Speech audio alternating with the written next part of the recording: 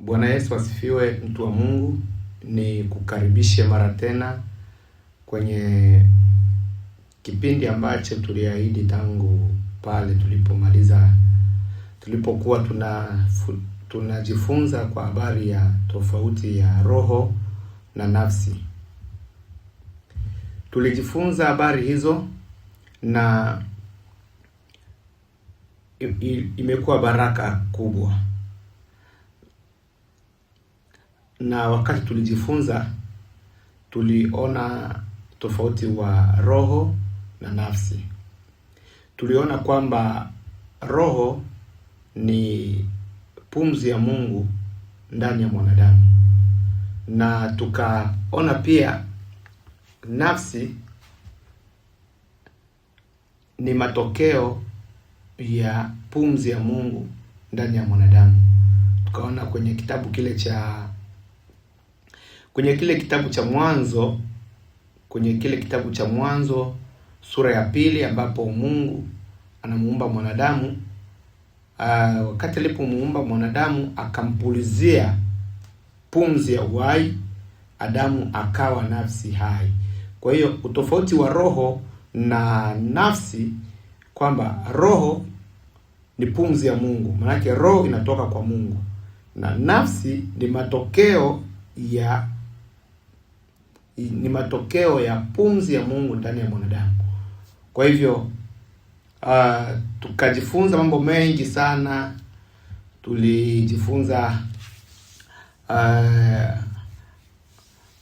Tulijifunza roho ni nini, na tulijifunza nafsi ni nini.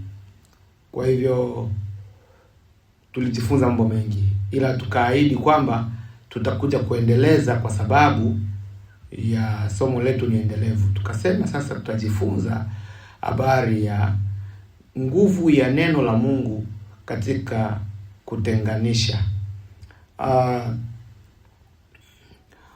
Biblia takatifu ambayo tunayojifunza kila siku. Biblia ni neno la Mungu, na ni neno la Mungu pekee ambalo lina uwezo wa kutenganisha hivi vitu viwili ambavyo tulikuwa tunajifunza, roho na nafsi. Ni kwamba ukiangalia mara nyingi hisia zetu, yaani nafsi, hisia inapatikana ndani ya nafsi. Hisia zetu huwa zinaingilia sana sauti ya Mungu ndani yetu. Tunaposema sauti ya Mungu, manake tunagusa habari ya roho, kwa sababu roho ni pumzi ya Mungu ndani ya mwanadamu, na nafsi ni matokeo ya pumzi ya Mungu ndani ya mwanadamu. Unaona, kama vile tukisoma kitabu cha Waebrania, sura ile ya 4 mstari wa 12, nasema maana neno la Mungu li hai, neno la Kristo li hai, tena lina nguvu, lina ukali kuliko upanga uwao wote ukatao kuwili. Inasema kwamba lachoma hata kuzigawanya nafsi na roho. Tunaona kuna vitu viwili ambavyo vinagawanywa na neno la Mungu. Kumbe neno la Mungu ndilo lina uwezo wa kugawa nafsi na roho. Na kule mwanzo kabisa tumeona utofauti wa roho, na tumeona utofauti wa roho na nafsi. Lakini neno linatueleza kwamba neno la Mungu li hai, tena lina nguvu, lina ukali kuliko upanga uwao wote ukatao kuwili, la choma hata kuzigawanya nafsi na roho. Tunajifunza nini hapa? Iko namna hii. Nafsi inaweza kutaka jambo kwa sababu ya hisia fulani, kwa sababu hisia zinapatikana ndani ya nafsi, na kwa hivyo katika nafsi hisia inaweza kuja ya kutaka kufanya jambo fulani. Kwa mfano, tunaweza kuona kwa mfano, ulitendewa kitu kibaya miaka ya nyuma iliyopita. Kwa hivyo hisia zako zinakutuma kulipiza kisasi, kurudisha mabaya, Kwa hivyo unaona, hisia zinakutuma kurudisha mabaya. Hayo ni matamanio ya nafsi. Unaona, hiyo ndio kazi ya nafsi.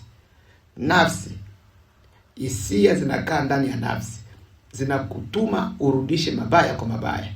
Lakini sasa utofauti hapa, utofauti huko kwa roho. Roho iliyoongozwa na neno inajua mapenzi ya Mungu. Kwa mfano, kusamehe. Unaona, kwa sababu roho ni pumzi ya Mungu, na Mungu hawezi kuongoza roho kurudisha mabaya kwa mabaya. Hapana. Kwa hiyo roho inayoongozwa na neno la Mungu inafanya nini? Itakuelekeza kusamehe. Unaona? Sasa kipi ambacho neno la Mungu kinafanya, ama neno la Mungu linapata nafasi wapi? Neno la Mungu linakusaidia kujua kipi ni cha msukumo wa kibinadamu, yaani nafsi, na ni kipi ni cha sauti ya Mungu, yaani roho. Haleluya. Sasa hapo ndipo naweza kugundua kwamba neno la Kristo linagawanya, unaona, nafsi na roho. Roho inatamani kutenda yaliyo mapenzi ya Mungu. Nafsi inakuongoza ufanye yaliyo mapenzi ya nafsi. Ndiko kule tunakosema kurudisha mabaya kwa mabaya. Ni matamanio ya nafsi. Bwana tusaidie sana. Kwa hivyo neno la Mungu, wakati tunasoma andiko linasema kwamba neno la Mungu liko hai, lina nguvu, lina ukali kuliko upanga uwao wote ukatao kuwili. Manake neno la Mungu linachoma hata kuzigawanya nafsi na roho. Kwa hivyo sasa neno la Mungu linakusaidia kujua kipi ni msukumo wa kibinadamu, msukumo wa nafsi. Nafsi inataka kufanya nini? Lakini neno la Mungu litakusaidia kujua ni lipi ama ni ipi sauti ya Mungu kwa hilo ambalo nafsi inatamani kutenda. Sauti ya Mungu inasema namna gani? Unaona? Kwa hivyo wakati tulisema pale mwanzo kabisa, tulisema kwamba tulisema mwanadamu ana mambo matatu makuu. Ana mwili, ana roho na ana nafsi. Na tulishaona roho ni nini, tulishaona nafsi ni nini. Kwa hivyo mwili ni kama nyumba tu ambayo inahifadhi, ni kama nyumba. Kwa hivyo nafsi ndiye kama mpangaji. Nafsi ni mpangaji. Mwili huu wa udongo, mwili ukigusa mwili wako unapapasa, mwili ni kama nyumba, na nafsi ni kama mpangaji. Sasa huyo nafsi ambaye ndiye mpangaji mwenye akili na hisia. Nafsi, akili inapatikana ndani ya nafsi, hisia ziko ndani ya nafsi. Sasa roho sasa ndio kama vile taa ndani ya nyumba hiyo, kama vile taa ya umeme ndani ya nyumba hiyo. Nini maana yake? Maana yake roho inaunganisha nyumba hiyo na chanzo kikuu cha Mungu, cha kufanya nini? Maana yake nini? Bila roho mwili ni mfu. Bila nafsi mwanadamu hana utambulisho. Sijui kama haya mambo yataeleweka. Ni mambo magumu, lakini tutajaribu kuelewa hivyo. Kwa hivyo roho kama mwili hauna roho, manake huyo mtu amekufa. Na mwili kama hauna nafsi, huyo mwanadamu ni kama hana utambulisho, kwa sababu nafsi ndiyo ule mtu wa ndani. Nafsi ndiye mtu wa ndani. Haleluya. Kwa mfano tu kidogo, tunakwenda kuzika mtu. yule mchungaji, yule padri, yule askofu anasema tuweke mwili wa marehemu ndani ya nyumba yake ya milele, manake kaburini. Swali linakuja, tuweke mwili wa marehemu. Sasa marehemu yuko wapi? Ndio hapo tunazungumza habari ya nafsi, ile nafsi. Kwa hiyo anayezungumzwa tuweke mwili wa marehemu ndani ya nyumba yake ya milele ndio hiyo nafsi. Kwa hivyo hapo naanza kunielewa kidogo kidogo. Sasa jinsi ya kutofautisha sauti unayoisikia ndani yako inatoka kwenye nafsi au ni Roho wa Mungu anazungumza ndani yako. Bwana tusaidie sana, kwa sababu watu wengi wanafanya makosa hapa sana. Wakati mwingine ufuata sauti ya nafsi, wanasema ni Mungu amesema. Kumbe ni mawazo yake tu, ni akili zake tu, ni hisia zake tu, lakini anazingizia Mungu amesema. Lazima uelewe neno la Mungu liko pana sana, na inahitaji sana uongozi wa Roho Mtakatifu kuelewa mambo haya. Bwana asifiwe. Inahitaji uongozi wa Roho Mtakatifu kuelewa mambo haya. Unaona?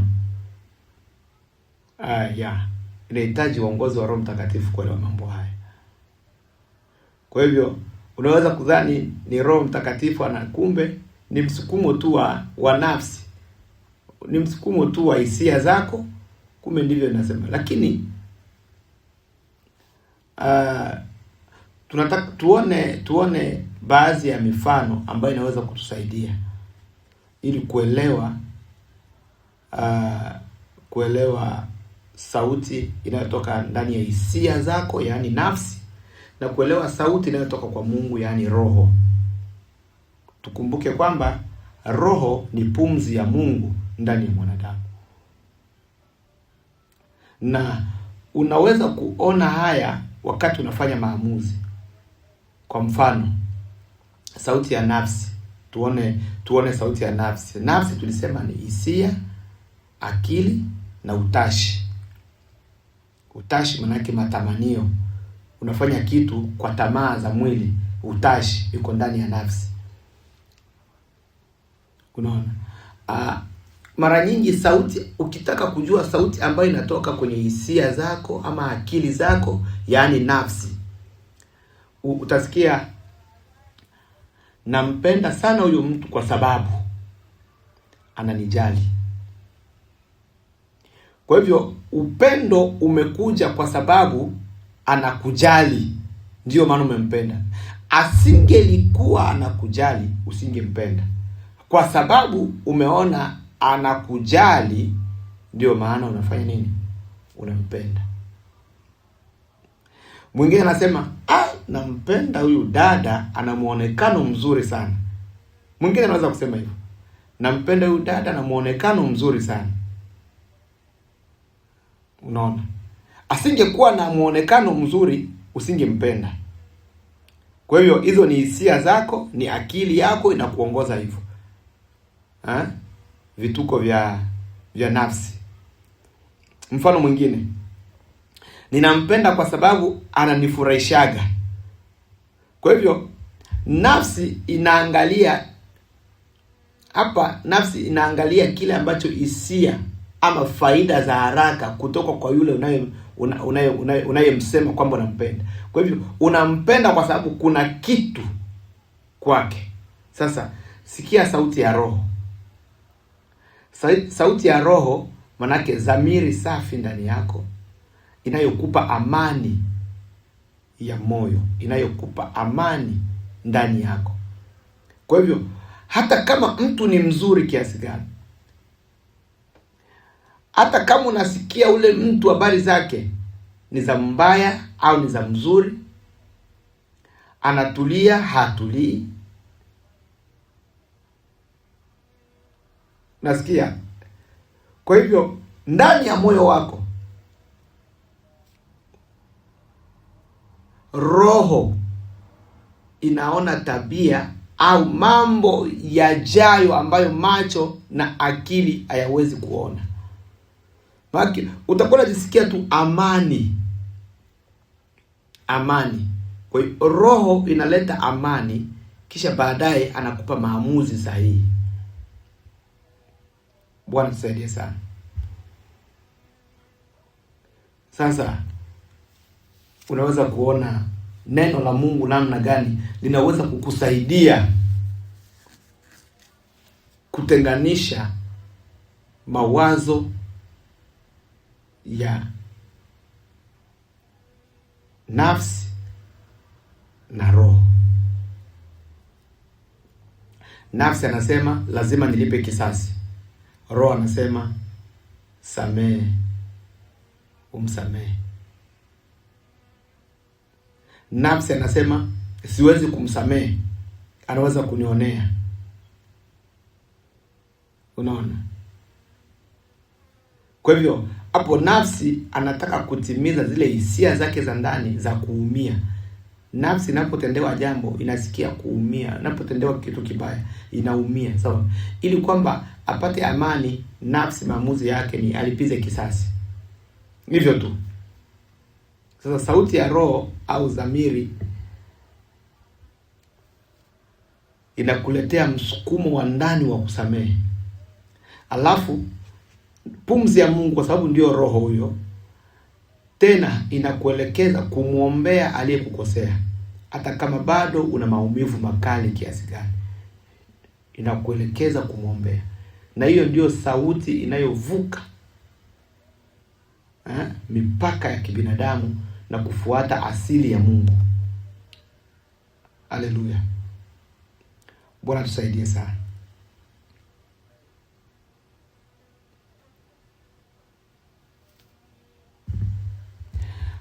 Nilisema nitatoa mifano kadha wa kadha ili uelewe tabia au mawazo ya nafsi, kutenganisha ili wazo linatoka kwa nafsi ama linatoka kwa roho.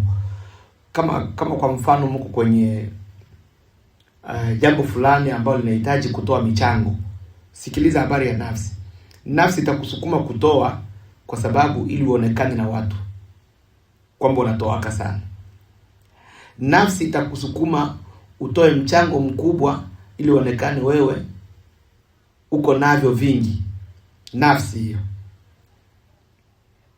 Nafsi inaweza kukufanya uwatolee wengine, manake wewe unazo, uwatolee wengine hadharani ili wakuone wewe ni mkarimu. Mtu mwema kabisa, mkarimu. Manake mambo ya kujionesha. Hapa nafsi inajali sana sifa ama usalama wa mali zake. Manake usifiwe na kulinda usalama wa mali zako. Nafsi. Lakini sauti ya roho, sikia sauti ya roho. Sauti ya roho, unasikia msukumo wa kumpa mtu msaada kwa siri. Unasikia? Kama ni kutoa mchango, wakati mwingine unaweza kukatoa kwa siri. Bila kutaka masifa. Hata kama ni kiasi kidogo ama kama ni kiasi kikubwa. Unaweza kufanya hivyo na watu wasijue kama uliwahi kumsaidia mtu fulani. Kwa hivyo roho inakuongoza kwenye imani na upendo wa kweli. Bwana asifiwe sana.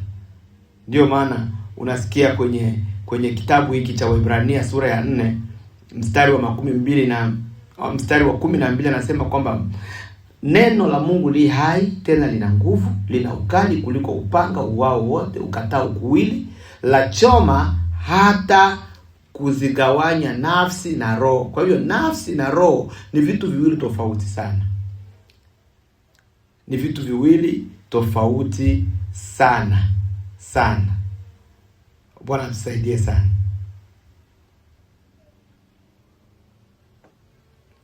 Na jambo lingine sasa ambalo natamani twende kumalizia.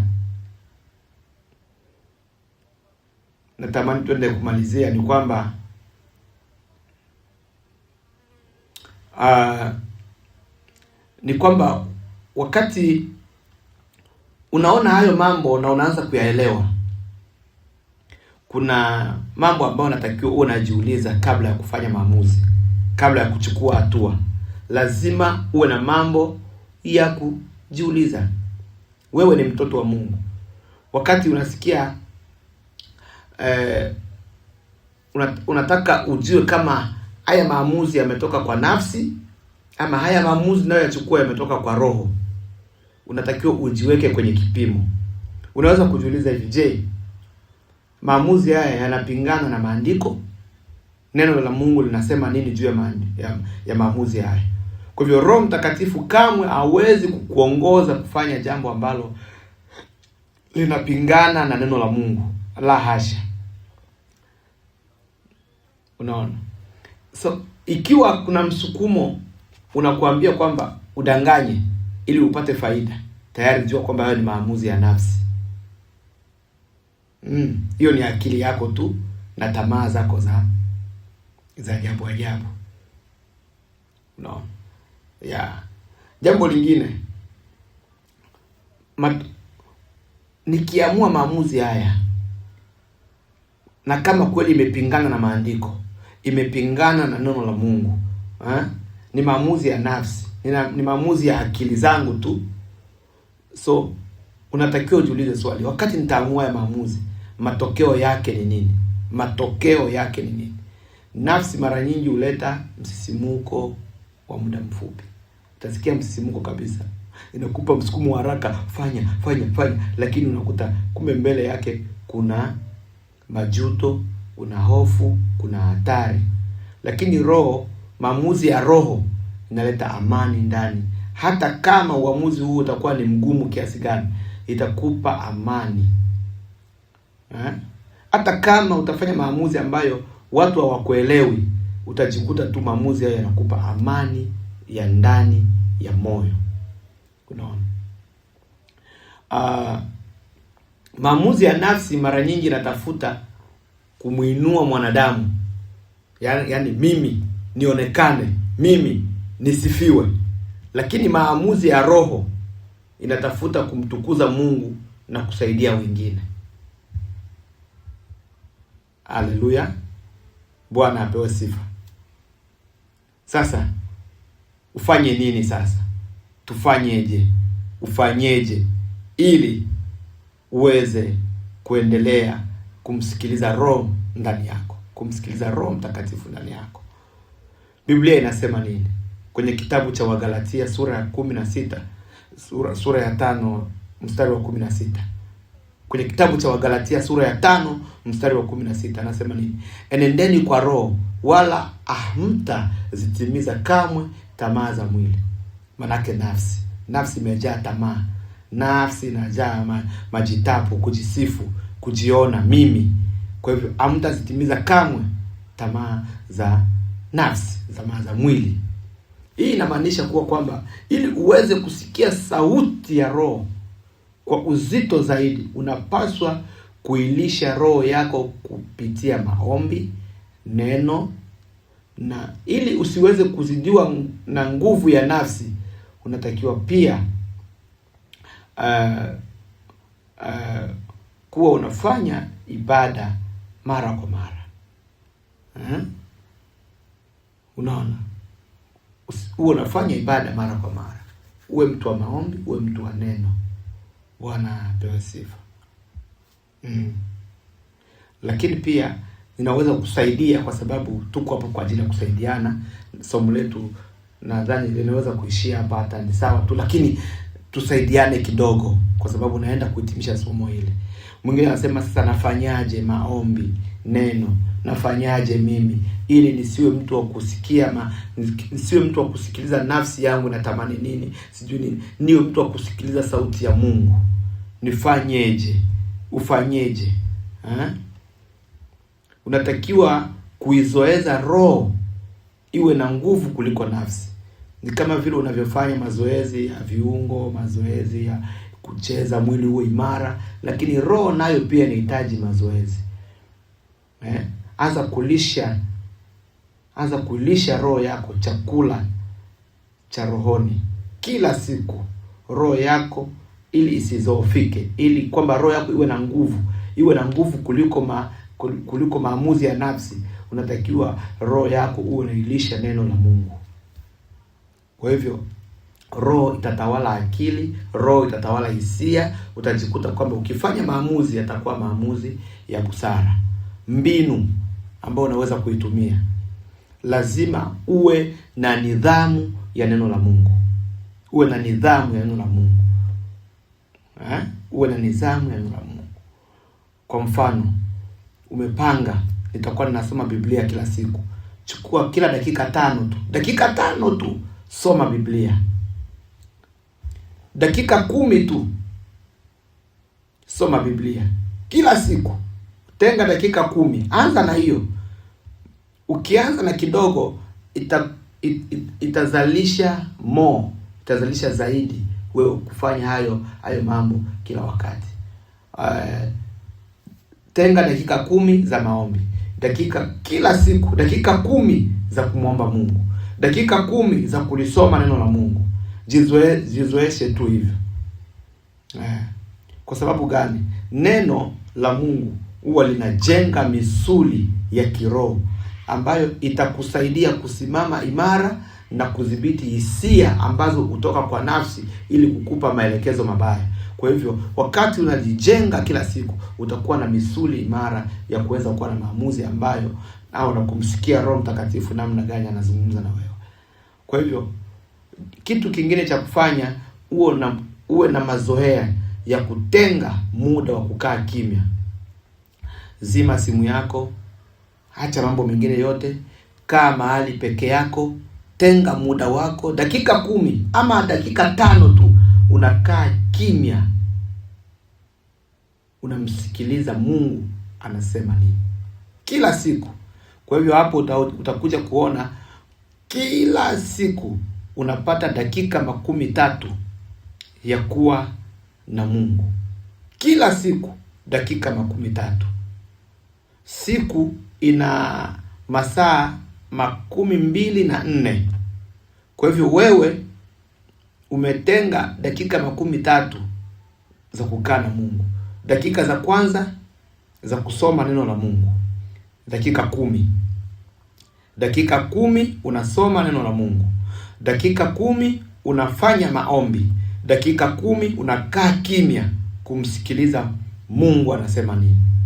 Amen. Nadhani unaweza kutenga hata muda wa kutosha kuzidi hapo, inategemea na muda wako. Kwa hivyo kule kukaa kimya kuna kusaidia kutafakari ukuu wa Mungu, kumsikiliza Mungu, kusikiliza maelekezo ya Mungu juu yako. Lengo la kufanya hayo yote inakusaidia kuitambua sauti ya dhamiri yako, yaani roho, katikati ya kelele za dunia. Kelele za dunia maana yake hisia zako, akili zako, tabia zako, mwenendo wako. Wakati mwingine unashindwa kuitambua sauti ya Mungu ni ipi. Sasa wakati unakaa kimya, hata ukichukua maamuzi, utakuwa na maamuzi ya busara na yenye hekima itakayokuongoza katika mahali salama. Haleluya. Fanya maamuzi katika amani, sio katika msukosuko wa kelele za dunia. Bwana tusaidie sana. Somo hili mimi kibinafsi linanijenga, nasikia kububujika sana. Nasikia kububujika sana. Kwa nini tunafanya hivyo? Unapotaka kufanya jambo kubwa la maamuzi, usiwe haraka, subiri kidogo. Ikiwa unasikia kwamba maamuzi yanakuja katika msisimuko, unajua kwamba haya sio maamuzi ya Roho Mtakatifu. Lakini ukisikia maamuzi yanakuja wakati wa kuamua, unasikia amani, unasikia utulivu, jua kwamba hayo maamuzi Mungu amekuelekeza. Amen. kwa sababu msisimuko wakati wowote utakuwa unafanya maamuzi, afu baadaye unasikia mashaka, baadaye unasikia wasiwasi, baadaye unasikia kwamba unakosa amani. Jua kwamba ulifanya maamuzi ambayo nafsi imekuelekeza, haujaongozwa na Roho wa Mungu. Haleluya. Kwa hivyo usiwe mtu wa kutawaliwa na miemuko ya muda mfupi. Jambo lingine, fanya mazoezi ya kuomba na kufunga ili kuitawala nafsi. Wakati unafanya mazoezi ya kuomba na kufunga, inakufanya uitawale nafsi. Fasting si kwa sababu tu kumubadilisha Mungu afanye chochote, bali ni kwa ajili ya kuibadilisha nafsi yako. Ufunge kwa sababu nafsi, matamanio ya nafsi yasikutawale, bali uwe tayari kusikia maelekezo ya Roho Mtakatifu katika mipango yako, katika shughuli zako, katika maamuzi yako ya kila siku. Wakati mwingine unatakiwa kuomba na kufunga.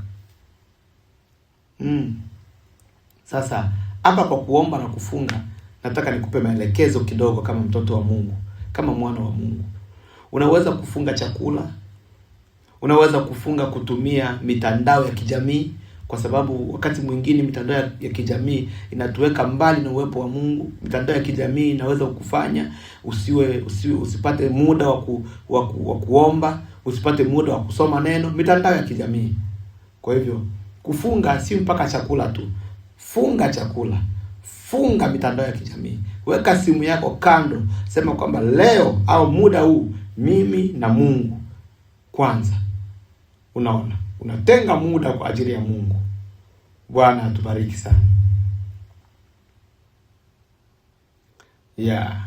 Na jambo lingine, jifunze sana kuwa unatenda haki, hata kama unasikia kwamba jambo hili linaumiza, linauma, lakini ukiwa unafanya mambo yako katika hali ya haki, Roho anapenda sana haki. Kuwa mtii wa neno la Mungu. Zoea sana kufanya mambo hayo kwa uzoefu, kwa mazoea, kwamba nitende haki ili nimfurahishe Mungu. Sio utende mabaya ili wengine wafurahie, waone wengine umewakomoa. Hapana. Bwana tusaidie sana. Jina la Bwana lipewe sifa.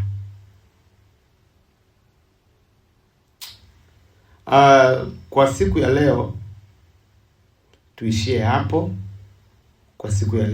hapo. Wakati mwingine tutakuja kujifunza tutakuja kujifunza neno lingine ambalo litatupa mwendelezo wa somo letu, kutenda haki hata kama inauma. Tutakuja kuendeleza hiyo kwa sababu naona muda wetu umeenda na mambo haya yanahitaji sana maelezo ya kina. Bwana tusaidie sana. Kutenda haki hata kama inauma.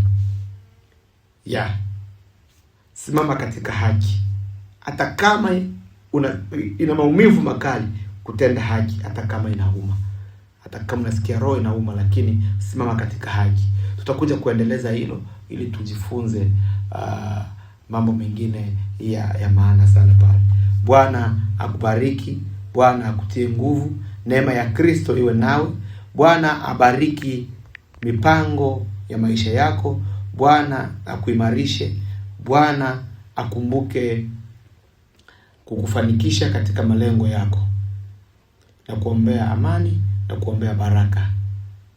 Shalom, shalom. Si mwingine ni ndugu yako katika Kristo, Rashidi Locho.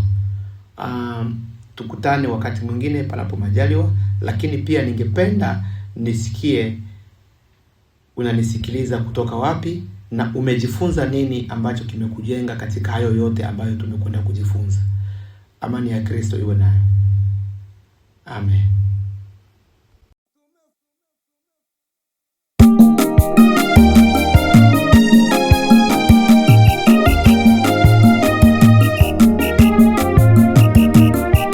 Tumefunzwa mengi na Roho